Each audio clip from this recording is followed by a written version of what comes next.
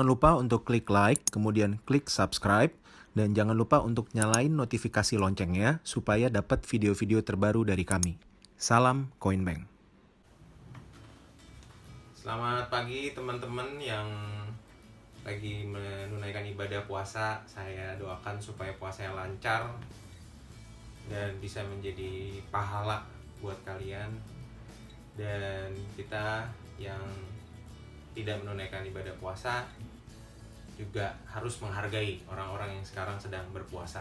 Selamat menunaikan ibadah puasa. Oke. Sorry tadi agak telat karena ini ada beberapa yang harus di setup posisinya. Buat saya nggak masalah selama saya bisa berbagi. Buat saya ini adalah something yang bisa bermanfaat buat kalian dan harapannya bisa terus bermanfaat. Oke, saya lanjutin aja.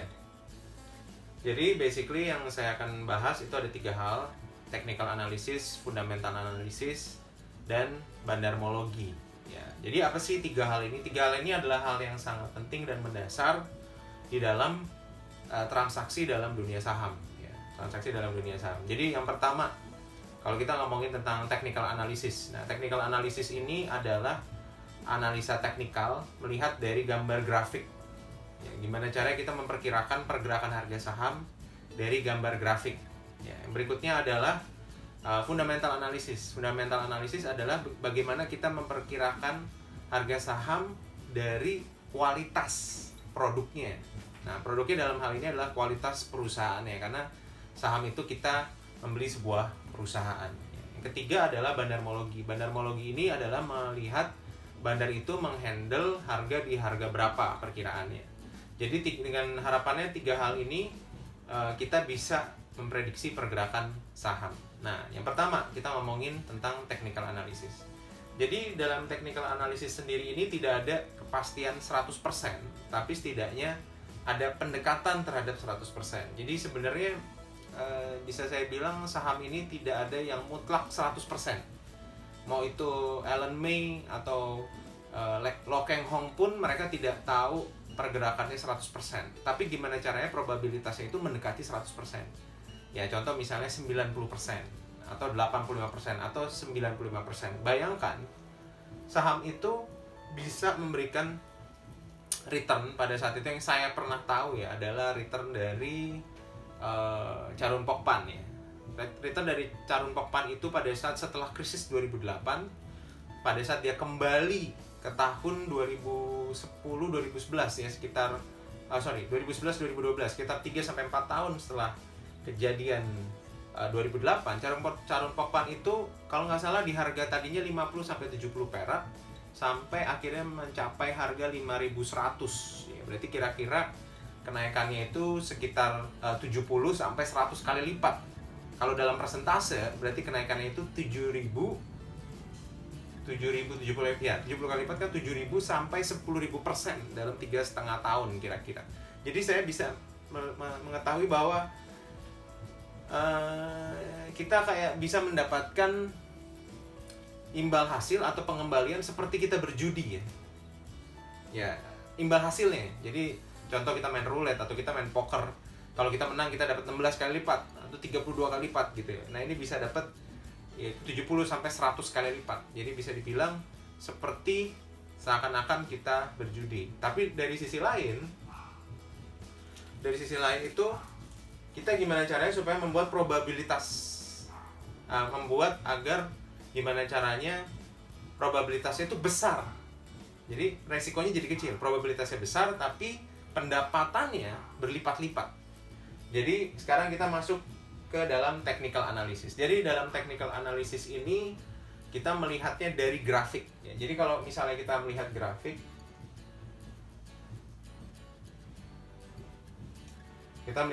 pergerakan harga saham itu bisa naik ataupun turun. Ya, seperti ini. Maka grafik ini kita harus mengetahui yang disebut dengan range dan support resistance.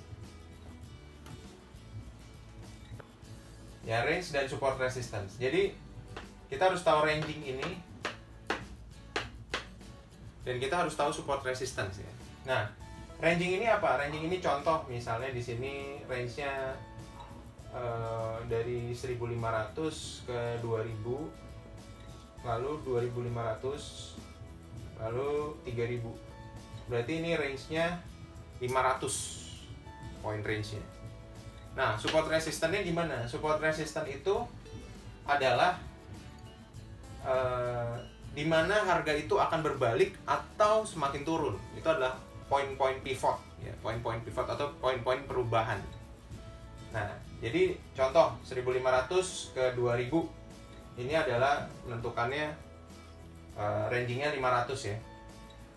Jadi cara kita menentukan ini gimana? Cara kita menentukan ini adalah kita harus menarik garis terhadap tail-tail yang dilewati sebanyak mungkin.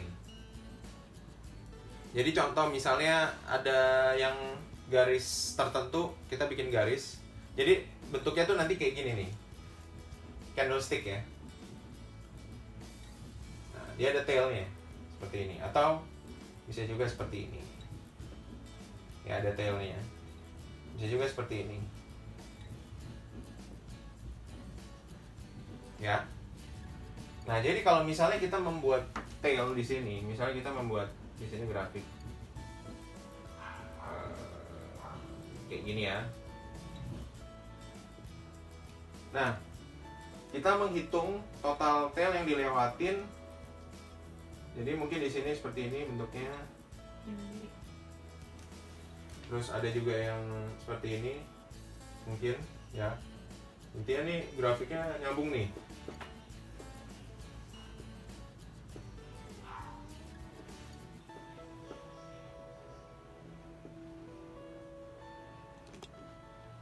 Ya, intinya grafiknya seperti itu. Nah, tail ini adalah yang garis ini nih. Ini disebut tail. Jadi kita tarik garis, kita hitung nih. Ini ada 1, 2, 3, 4 gitu ya. Semakin banyak garis yang dilewatin, maka otomatis semakin banyak semakin kuat garis penentuan range dan support resistance-nya tersebut. Ya, kita harus melihat berapa banyak garis yang dilewatin ini. Jadi misalnya kita membuat ini dengan kita menentukan membuat garis lalu yang dilewatin banyak, otomatis ini menentukan bahwa support ini kuat atau enggak. Jadi kita bisa bikin garis-garis di situ. Kita tentuin nih garis mana yang melewati tail paling banyak, maka itu semakin kuat supportnya. Itu menentukan support ini. Nah, pada saat kita melihat support berikutnya, misalnya setelah kita lihat support berikutnya, ternyata garis yang terkuat itu misalnya di 2500 sama 2000. Nah, range-nya berarti 500. Biasanya range ini nggak banyak berubah untuk patokan support resistance. Jadi misalnya ternyata untuk saham ini technical-nya bermain di range 500, maka resistance berikutnya pasti selisihnya plus minus sekitar 500 juga. Jadi misalnya kita nemuin nih, oh nih ngelewatin tail yang banyak di 2000 pas ke bawah, di 2500 pas ke bawah, ternyata yang banyak di 2000 nih. Ke atasnya pasti plus minus di 3000. Berarti nih saham ini bermain di range 500. Jadi kita harus menentukan range dan juga kita menentukan support resistance dari garis yang melewati tail paling banyak. Sampai sini ada yang mau ditanya dulu? Kalau ada yang bingung, ada yang ditanya nggak? Tentang ranging dan support resistance di technical analysis. Nggak ada yang ditanya? Kalau nggak ada yang ditanya, saya lanjut nih.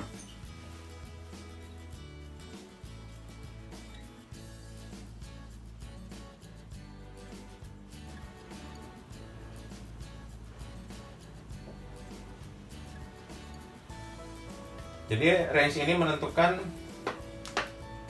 saham tersebut bermain di range berapa. Menentukannya adalah membuat garis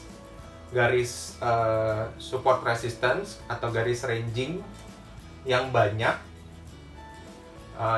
melewati tail. Garis yang paling banyak melewati tail itu berarti garisnya kuat patokannya. Seperti itu.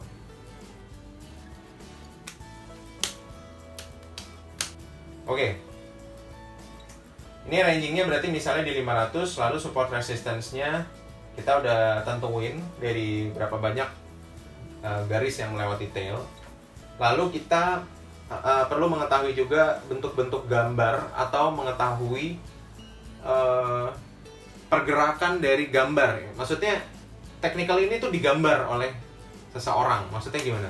Jadi gini, di dalam sebuah saham itu ada yang memegang barang lebih banyak, yang kita sebut dengan bandar ya. Nah, orang yang memegang barang lebih banyak ini dia akan menggambar, membentuk grafik tersebut. Ya makanya orang saham biasanya ngomongnya menggambar ya. Contoh misalnya ada yang namanya double bottom, ada yang namanya triple bottom, ada yang double top, triple top. Double bottom tuh maksudnya gimana? Double bottom tuh seperti huruf W bentuknya. Ya, dia akan membentuk seperti huruf W. Pada saat dia udah di sini udah pivot balik, biasanya dia akan kembali minimum 2 kali dari total ini yang pertama ya, patokan dari pivot yang pertama ini. Jadi misalnya dari sini kita ngelihat, anggap dia turunnya dari atas ya. Dari sini kita bisa lihat jaraknya, ini 1:1. Dia turunnya dari atas gitu ya. Biasanya minimal baliknya itu 2 kali dari bentuk huruf W-nya ini. Jadi kita bisa take profitnya tinggal kali 2 dari sini. Atau kalau mau cari aman, di sini take profit 50%, atas baru bersihin barang atau jual semua 100%. Tapi ada juga yang lebih ya dari 2 kali, ada yang sampai berkali-kali lipat, tergantung dicocokkan dengan fundamental. Ya nanti kita akan masuk juga ke fundamental.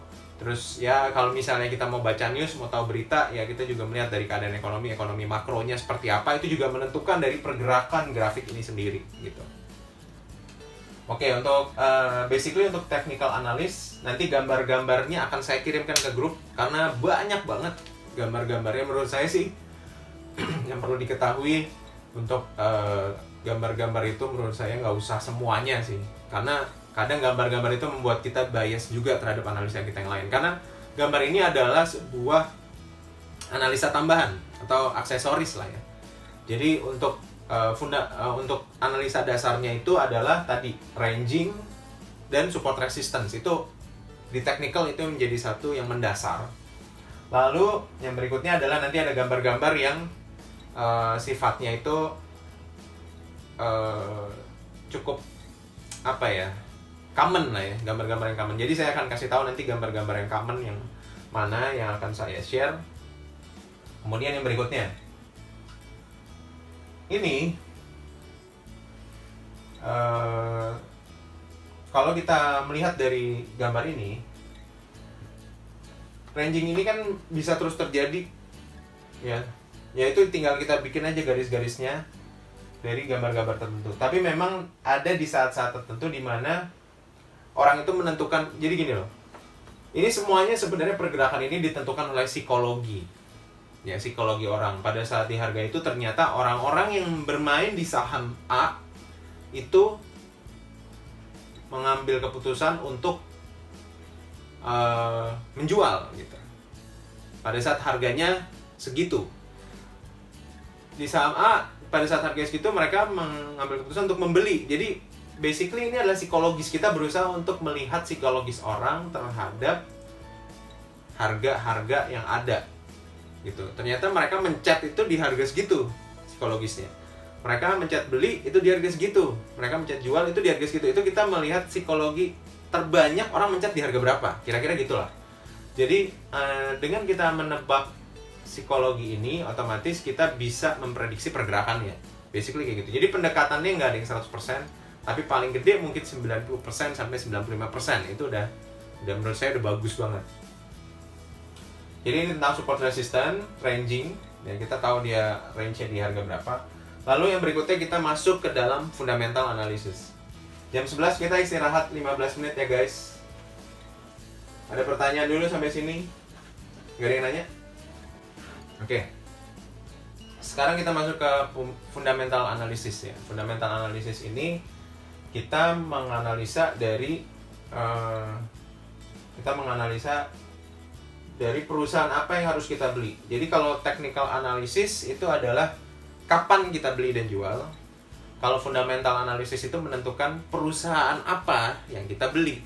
Nah, jadi kalau saya pribadi, saya tidak pernah bermain di perusahaan yang terlalu kecil, ya, karena perusahaan yang terlalu kecil, yang revenue-nya kecil, yang profitnya kecil, biasanya perusahaannya sering dimainin atau sering digoreng bahasa orang-orang saham sama pelaku-pelaku bandar atau pelaku-pelaku pasar. Jadi saya pribadi tidak bermain di perusahaan yang kecil. Nah, gimana cara kita tahu kalau perusahaannya gampang digoreng? Contoh misalnya revenue-nya di bawah 1 triliun. Ya, misalnya revenue-nya hanya 100 miliar misalnya.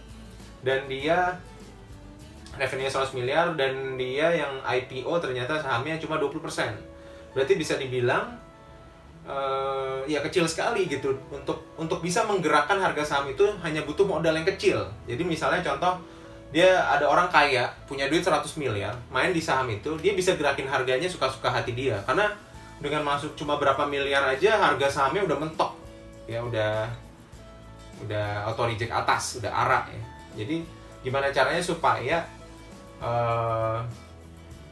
kita itu bisa mengetahui perusahaan mana yang tidak digoreng. Itu dulu sih menurut saya. Jadi kita menghindari perusahaan yang digoreng. Dan juga kita menghindari perusahaan yang harganya bisa ambles sampai bawah. Jadi gimana caranya? Fundamental analysis yang paling pertama adalah PBV, Price per Book Value. Oke, Price per Book Value. Apa itu Price per Book Value? Book value itu adalah nilai buku sebuah perusahaan. Jadi kita harus mengetahui nilai buku sebuah perusahaan. Nah, gimana cara menghitungnya? Saya tidak akan jelaskan di sini cara menghitung book value, tapi sebenarnya price per book value ini sudah bisa dilihat di aplikasi RTI Business. Oke, udah pada download belum aplikasi RTI Business? Guys, udah pada download belum aplikasi RTI Business? Jadi, aplikasi ini bisa di-download di Play Store ataupun di kalau Android apa namanya? Play Store sama Apple Store. Enggak, Play Store tuh itu. Oh ya, Play Store Android. Ya, Play Store tuh Android. Play Store sama Apple Store ya. Itu RTI Business. Bisnisnya bahasa Inggris ya, Business. Nah, di dalam RTI Business ini Anda bisa melihat kolom tentang harga-harga dari itu tadi semua, PBV, PER, dan lain sebagainya, itu semuanya ada di RTI Business ya. Jadi PBV ini adalah price per book value. Gimana caranya mengetahui bahwa saham itu murah atau salah harga. Jadi basically gini, kita tuh mau beli, sebenarnya sahamnya ini saham Mercedes, tapi kita beli dengan harga bajai ya. Atau ini sahamnya adalah saham basically adalah saham rumah mewah, tapi kita beli harga rumah gubuk ya, kira-kira kayak gitu. Jadi gimana caranya supaya kita bisa membeli saham dengan harga murah? Nah, cara menentukan adalah PBV. PBV itu basically adalah pada saat ekuitas dikurangin hutang. Jadi gini, harga dari perusahaan itu adalah dilihat dari berapa ekuitasnya dan berapa hutangnya ya. Jadi kalau kita melihat harga PBV 1,0 itu adalah sudah bersih dari hutang, berarti ekuitas murni lah ya, net equity ya. Net equity itu adalah ya benar-benar harga dari perusahaan tersebut.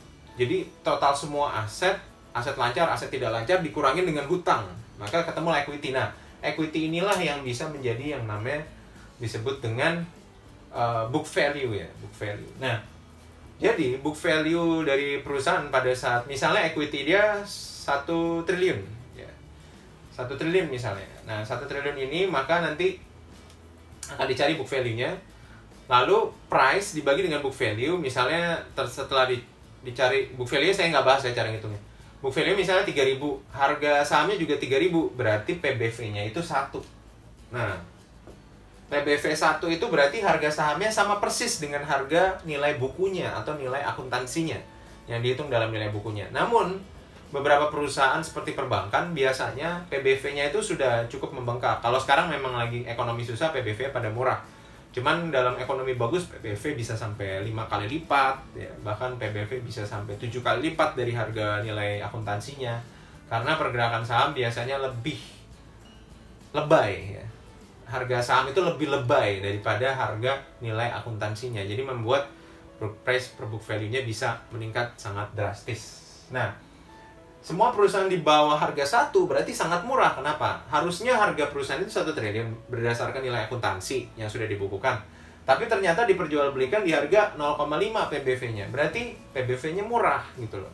Karena kalau perusahaannya bangkrut, kasar ini, kalau misalnya perusahaannya bangkrut, dia jual semua asetnya, dia bayar semua hutangnya, dia bisa balikin duit ke Anda, itu 2 kali lipat dibandingkan duit yang Anda invest pada saat itu. Karena Anda membeli dinilai PBV misalnya 0,5. Jadi 0,5 tapi dia balikinnya kan 1. Anda beli pada saat harga perusahaan 500 miliar, padahal ekuitasnya misalnya 1 triliun. Maka pada saat dia jual semua asetnya, bayar semua hutangnya, dia masih bisa balikin ke pemegang saham duit Anda 2 kali lipat dari yang Anda invest. Ya, ada yang nanya? Silakan. Bagus PBV rendah atau tinggi bagi pembeli saham? Bagusnya adalah PBV rendah. Ya, bagus itu PBV rendah.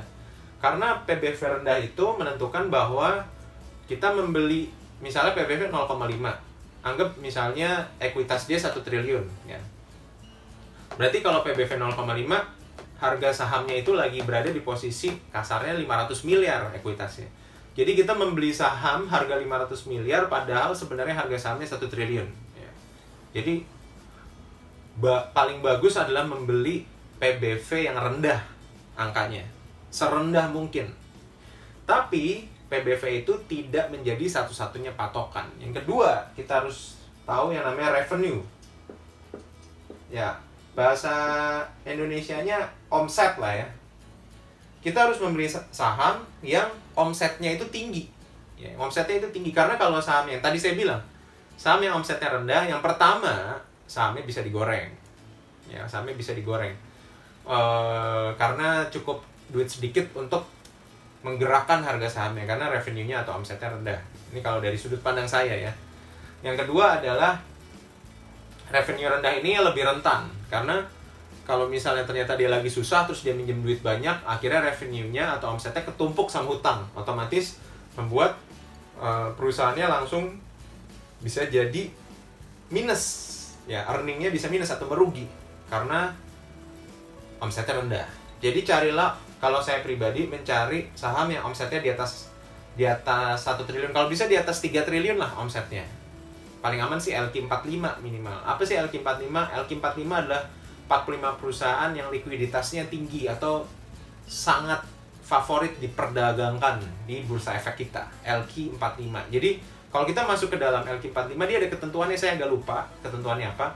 Cuman pada saat kita masuk ke likuiditas 45 atau LQ45, maka 45 perusahaan ini adalah perusahaan-perusahaan yang paling sering diperdagangkan sehingga omsetnya biasanya revenue-nya juga tinggi. Itu jadi aman buat kita untuk bertransaksi. Kira-kira seperti itu. Jadi cari yang revenue-nya itu kalau saya sih kalau bisa di atas 3T. Kalau bisa, ya di atas 1T sebenarnya juga sudah oke lah. Ya, 1T minimal banget. Di atas 1T itu sudah oke untuk kita bisa lihat seperti apa menjadi patokan bahwa ini perusahaan yang bagus gitu. Yang kedua adalah profitnya. Cari perusahaan yang profit bersihnya, net profitnya itu di atas 100 miliar minimal. Karena kan kita mau nyari yang 3T sampai di atas 1T. Cari yang profitnya di atas 100 miliar atau di atas 300 miliar atau sekitar lebih dari 10% dari total revenue-nya. Jadi maksudnya perusahaannya ini adalah perusahaan yang profitable atau menguntungkan. Ya, cari perusahaan yang profitable. Jadi profitnya di atas 100 miliar, di atas 300 miliar, dan revenue-nya itu di atas 1T atau di atas 3T. Cari yang PBV-nya kalau bisa semurah mungkin. Kalau di bawah 1 lebih bagus. Jadi cari yang PBV-nya rendah, kemudian revenue-nya tinggi di atas 1 sampai 3T, lalu cari yang profitnya juga tinggi di atas 100 sampai 300 miliar. Lalu yang berikutnya kita melihat PER atau PER, price per earning ratio. Jadi dia melihat harga dibandingkan dengan pendapatan atau earning ratio. Earning ratio juga ada hitungannya, cara ngitungnya. Cuman pada saat ini saya tidak terlalu dalam sampai sana karena itu rumusnya banyak sekali, kita bisa nggak selesai ya satu hari ini. Jadi price per earning ratio ini kalau bisa itu di bawah 5 kali. Ya, jadi harga dibandingkan dengan earning ratio itu angkanya di bawah 5. Itu murah ya. Itu termasuk salah satu yang murah. Tapi kita juga harus melihat industri rata-rata. Misalnya kita membeli saham yang bergerak di komoditas ya, seperti Bukit Asam atau misalnya seperti INDY. Kita melihat perusahaan-perusahaan lain itu bermain di pair berapa. Jadi misalnya rata-rata mainnya di pair 15 nih, tiba-tiba ada satu perusahaan yang pairnya itu cuma 5, padahal teman-temannya dia tuh pairnya 15. Nah, ini kan menandakan bahwa perusahaan itu berpotensial, bahwa perusahaan itu murah karena bermain di pair 15 gitu loh. Bermain di pair 5, yang lainnya yang di komoditas yang sama mainnya di pair 15. Jadi kita cari yang pairnya itu kalau bisa di bawah 5 kali lipat ya. Kalau misalnya kita ngomongin perbankan, biasanya pairnya agak tinggi. Jadi ini tidak berlaku untuk perbankan. Tapi kalau sampai lagi sekarang nih kayak corona kayak gini, ada nggak perbankan yang pairnya 5? Ada bos, murah banget. Harga-harga sekarang itu murah-murah banget. Saya nggak tahu ini bakal bisa lebih murah lagi atau enggak, karena kalau ekonomi nggak kedongkrak kayak sekarang nih, semua orang di rumah, semua orang diem di rumah, nggak bergerak. Kalau feeling saya ekonomi bisa tambah parah gitu. Jadi mungkin PBV bisa tambah anjlok, PER juga bisa tambah anjlok. Jadi menurut saya jangan beli langsung 100% sahamnya, tapi dicicil, dipecah menjadi beberapa support. Yang tadi balik ke technical, kita pecah jadi beberapa support, di support sekian, di harga sekian target, kita masuk duit 20%. Lalu semakin turun lagi, support berikutnya misalnya ranging 800 gitu, di 800. Misalnya kita beli dari harga 10.000 pertama, terus di 9.200 ada ranging nih, masuk lagi misalnya 20% lagi atau 30%. Kalau bagusnya itu masuk ke saham itu pakai konsep piramid. Jadi semakin murah harganya, kita belinya makin banyak. Jangan semuanya dihajar di depan kalau dari sudut pandang saya, karena kita nggak pernah tahu saham itu bergerak sampai harga berapa. Jadi kita masuknya itu jangan 100% di awal. Kita harus bikin trading plan, kita mulai masuk di support berapa, lalu pada saat turun ke ranging bawahnya lagi, kita masuk lagi lebih besar, sehingga harga average-nya atau harga rata-ratanya dia akan turun. Contoh, misalnya ini saya masuk ke, sebenarnya ini pembahasannya bukan pembahasan fundamental analisis nih, ini sebenarnya masuk ke pembahasan money management. Cuman akan saya selipin lah ya money management ini. Saya tulis di mana ya? Bentar. Saya tulis di bawah sini, kelihatan nggak? Kelihatan nggak Des dari sini? Kelihatan ya? Jadi gini, kita masuk itu bentuknya piramid. Misalnya ini resistance, support, ya ini misalnya support semua lah ya. Ini ya misalnya, anggap misalnya di support ini itu udah pairnya sama PBV-nya sudah rendah. Kita masuk misalnya 15%. Ternyata dia jatuh lebih dalam lagi. Di sini kita masuk 30%. Dia jatuh lebih dalam lagi, di sini kita beli 60%. Gitu, kira-kira begitulah. Jadi misalnya budgetnya 100% gitu, naikin average-nya 2 kali lipat. Tapi kalau begitu, kalau kayak gini udah berapa? 60, 90, udah 105. Berarti angkanya nggak bisa 15%. Ya misalnya 10%, 20%, 40%. Jadi makin ke bawah masuknya makin gede. Ya belinya makin gede. Tapi kita harus lihat perusahaannya ini. Fundamentalnya ya. Terus fundamental yang berikutnya adalah return on equity atau tulisannya ROE ya. Cari perusahaan yang return on equity-nya atau imbal hasil berdasarkan modal dia dikurangin setelah berdasarkan total aset dia dikurangin hutang ya. Itu return on equity-nya itu di atas 15%. Oke, di atas 15%. Jadi perusahaannya itu profitable ya. Profitable banget. Return on equity-nya tinggi, PER-nya itu murah, profitnya tinggi, revenue gede, PBV murah. Terus return on equity besar. Jadi perusahaannya profitable nih. dari berdasarkan dari model equity-nya, return-nya di atas 15%. Jadi misalnya equity-nya 1 triliun, return-nya dia 200 miliar gitu, 20% gitu ya. Return on equity. Lalu DER, ya, debt equity ratio. Debt equity ratio ini adalah rasio dari hutang berdasarkan dibandingkan dengan equity-nya. Nah, DER ini yang bagus adalah di bawah, kalau menurut saya sekecil mungkin ya, kalau bisa 30%. Tapi banyak perusahaan yang dalam kondisi seperti sekarang itu debt equity ratio atau hutangnya bisa di atas 100%. Ini semuanya ada di RTI bisnis. Kalau Anda lihat yang di bagian apa namanya ya, ada key apa gitu. Saya agak lupa ya namanya di RTI bisnis. Jadi pada saat Anda buka, ini udah ketulis semua nih angka-angkanya. Berapa PBV-nya, berapa revenue-nya, omsetnya berapa, net profit-nya berapa, PER-nya berapa. Jadi saya harapkan Anda mendownload RTI bisnis ini. Jadi Anda nggak perlu ngitung satu-satu lagi melalui melihat dari laporan keuangan yang dikeluarkan sama Bursa Efek gitu. Wah, itu perlu ilmu akuntansi ya buat hitung satu-satu. Jadi menurut saya ini untuk mempermudah kalian mendapatkan proses pilihan lebih cepat. Nah, filterisasinya bahkan kalau saya pakai aplikasi Indoprimer, saya bukan jualan di sini karena saya tidak di-endorse sama Indoprimer. Saya pakai aplikasi Indoprimer, dia punya sistem filter. Jadi angka-angka ini bisa kita masukin, nanti dia filter sendiri tuh saham apa aja yang sesuai dengan syarat kita ini. Jadi saya pakai filternya Indoprimer ini. Jadi tinggal saya masukin. Oke, saya nyari saham yang revenue-nya di atas 3 triliun, profitnya di atas 100 miliar. Terus price equity ratio-nya di PER-nya di bawah 5. PBV-nya di bawah 1 gitu ya. Setelah saya cari, ntar keluar tuh semua saham meter, entah itu 20, entah 5 atau 7. Nah, saya analisa lebih dalam lagi pergerakan dari teknikalnya atau pergerakan grafiknya. Kayak gitu. Ya, kira-kira kayak gitu. Jadi ini adalah poin-poin yang penting untuk melihat saham ini bagus atau enggak gitu. Layak untuk dikoleksi atau enggak. Setelah kita tahu ini saham yang layak untuk dikoleksi, baru kita ngelihat grafiknya atau technical analysisnya, dia main di ranging berapa, support resistance-nya di berapa, baru kita bikin trading plan. Kita mulai masuk di harga berapa. Kalau harga segini gue baru berani masuk. Jadi main saham itu jangan buru-buru. Ya, jangan tiba-tiba, wah beli ini lagi naik, wah lagi turun nih, jual gitu. Wah, hancur tuh pasti main kayak gitu. Harus ada trading plan. Berapa kita beli, berapa kita jual, kita masuk di berapa, exitnya di berapa, itu udah harus ada sebelum kita memiliki saham itu.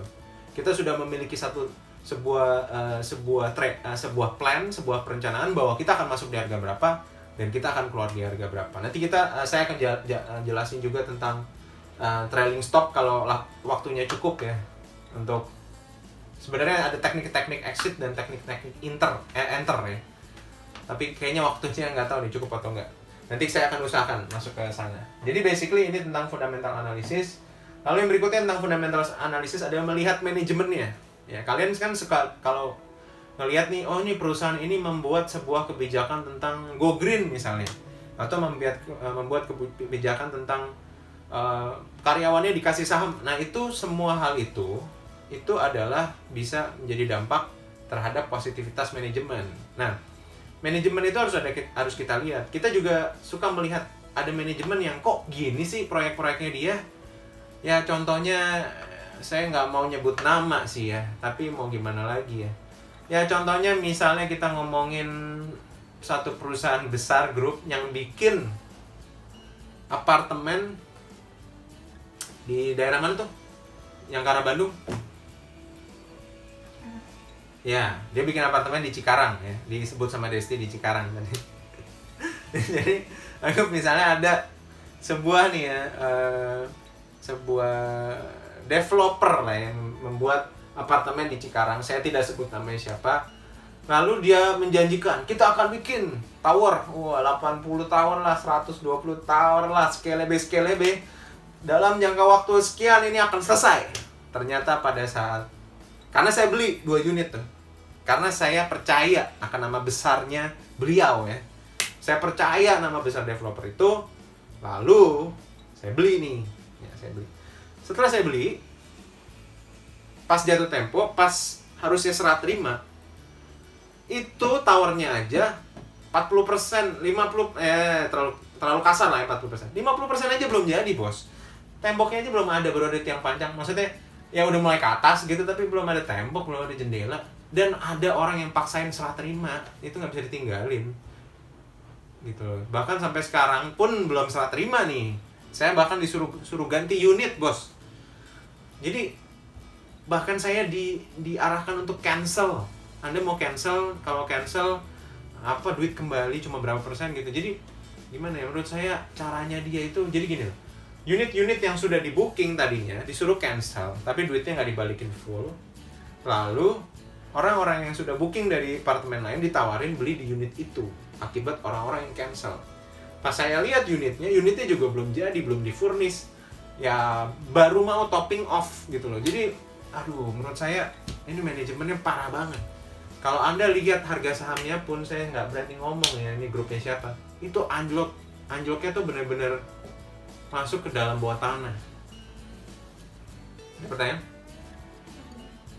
Oh iya, 4 menit lagi kita istirahat ya. Jadi basically kita harus melihat salah satu fundamental adalah melihat manajemen.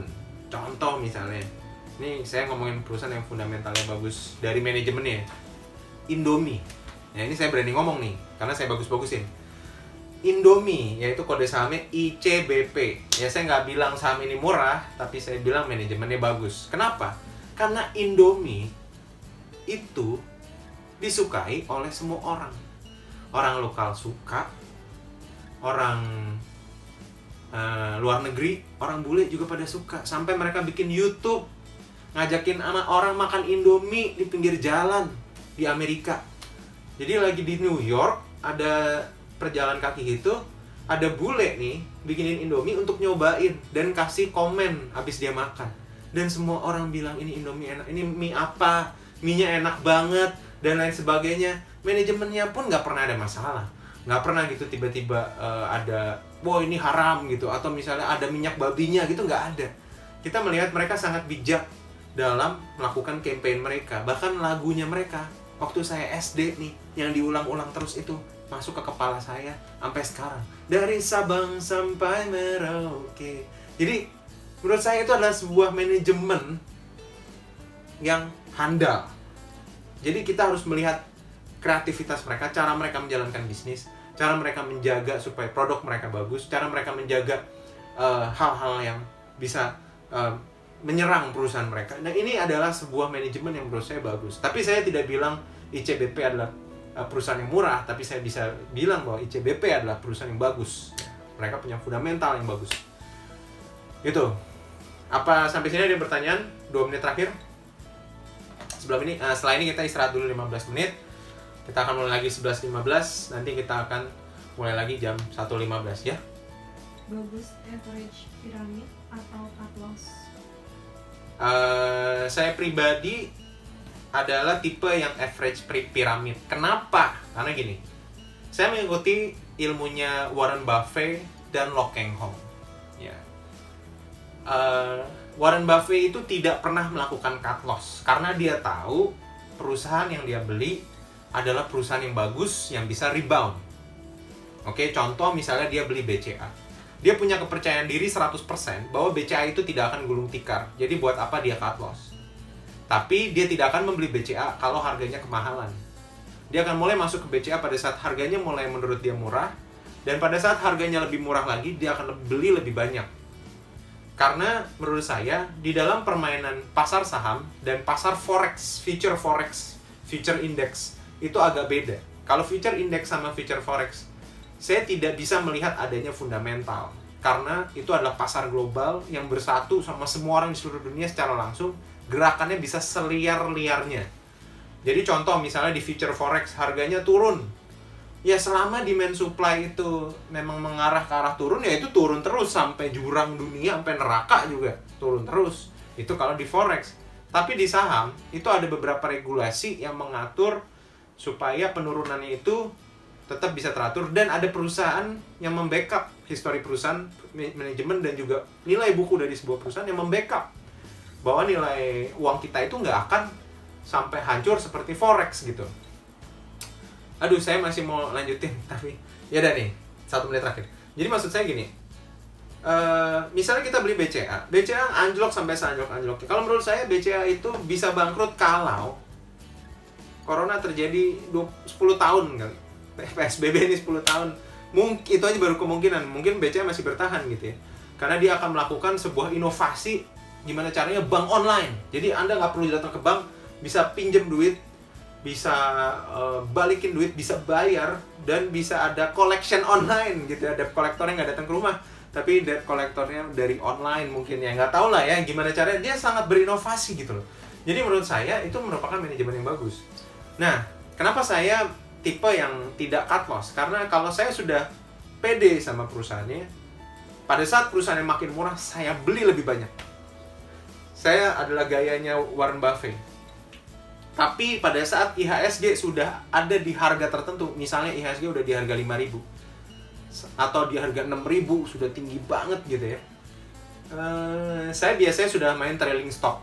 Kalau misalnya saya udah beli di harga murah, udah di harga sana, kasarnya saya akan keluar dulu dari pasar saham, saya berinvestasi di bidang lain. Kalau saya adalah tipe yang seperti itu.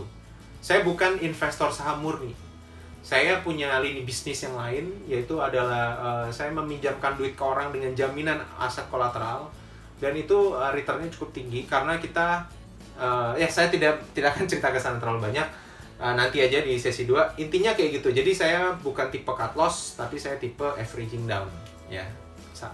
Pakai teknik piramid. Karena saya biasanya udah beli satu perusahaan, saya percaya diri bahwa perusahaan itu akan bertahan. Ya setidaknya 95% lah saya percaya perusahaan akan bertahan, walaupun tidak ada yang 100% gitu ya.